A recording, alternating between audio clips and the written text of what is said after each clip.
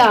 హల్లెలూయా, హల్లెలూయా, దేవునికి స్తోత్రం.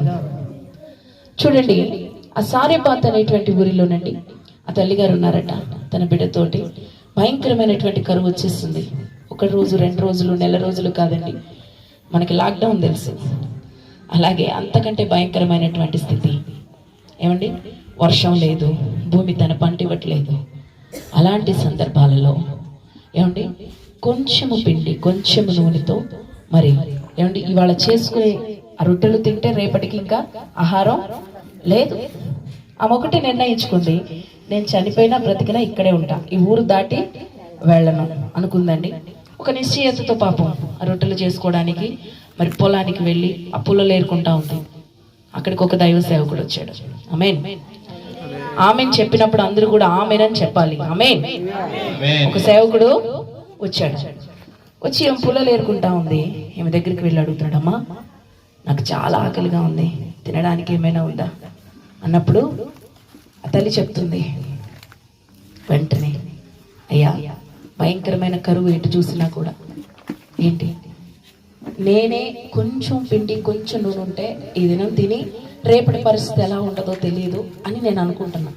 కానీ నువ్వు వచ్చి నన్ను అడుగుతున్నావు కదయ్యా, ఖచ్చితంగా నేను నీకు ఆహారం పెడతానయ్యా అని చెప్పేసి అని పాపం ఉన్న ఆ కొంచెము పిండి కొంచెం నూనెతోనే ఏమండి ఒక అప్పాన్ని చేసుకుని వచ్చి దైవ సేవకుడికి ఇచ్చిందట.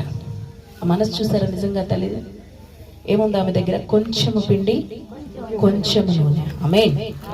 ఈ రాత్రి మనం అనుకోవచ్చు దేవుని పని చేయడానికి మనం అర్హులం కాదు అని, దేవుని పని చెయ్యాలి అంటే డబ్బున్న వాళ్ళే చేస్తారని, దేవుని పని చెయ్యాలి అంటే బాగా మాట్లాడాలి, బాగా పాట పాడాలి, బాగా ప్రార్థన చెయ్యాలి, నేనేం చేస్తాను, నాకేమొచ్చు, నేనేం చెయ్యగలనని మనం అనుకుంటాం. కానీ గమనించండి, ఎందుకు పనికిరాని రాయిని దేవుడు ఏం చేశాడు? మూలకు తలరాయిగా మార్చాడు. ఆమేన్, హల్లెలూయా.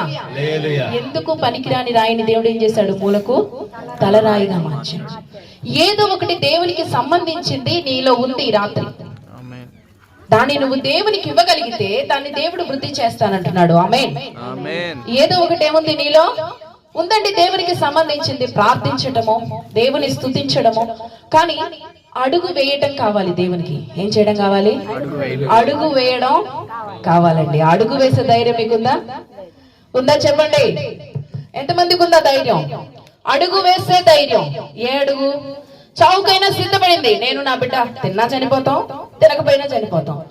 చనిపోతున్నాం కదా ఎటు? పాప మా సేవకుడు అడిగాడు. దేవుడు అక్కడ రాస్తాడు బైబిల్లో.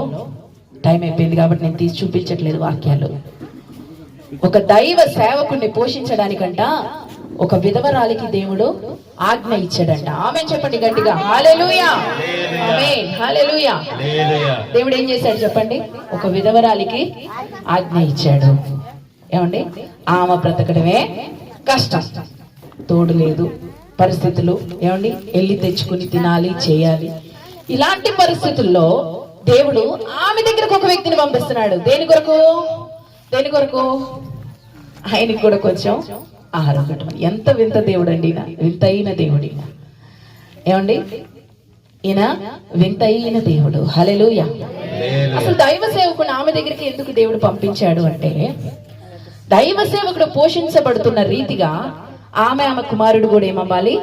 పోషించబడాలి. హల్లెలూయా. 1 రోజు 2 రోజులు కదండి, 3.5 సంవత్సరాలు ఏమయ్యారంట?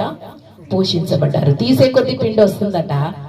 ఏం చేశాడు ఆయన? ఆహారం తిని ఆమెను దీవించాడమా, నువ్వు ఇంటికి వెళ్ళి నీకు నీ బిడ్డకి ఏం చేసుకో, రొట్టెలు చేసుకోమన్నప్పుడు, ఇదేంటి ఉన్న కొంచెం పిండి నీకు చేసుకుని వచ్చాను కదయ్యా, ఇక నా దగ్గర ఏముంది, ఖాళీగా ఉందా అని మనం అనుకుంటాం.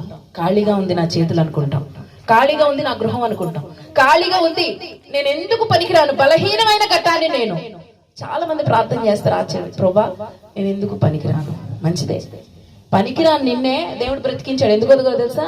పని చేయాలని. ఏం చేయాలని? పని చేయాలని. చేస్తున్నావా దేవుని పని? చేస్తున్నావా?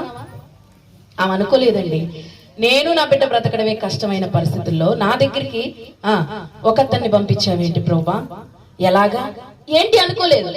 ఇంకొక ప్రశ్న వేస్తాను, ఏమండి, ఆ ఊర్లో ఆమె ఒక పేదరాలు, భర్త లేని ఆమె. ఆమెకి బంధువులు ఉంటారా ఉండరా? ఉండరా? ఎవరి దగ్గరికైనా పంపించాడు సేవకుడిని? పర్టికులర్గా ప్రత్యేకంగా దేవుడు ఆమె దగ్గరికే పంపించాడు. ఎందుకొరకు? ఆమె బిడ్డ చనిపోవడం దేవునికి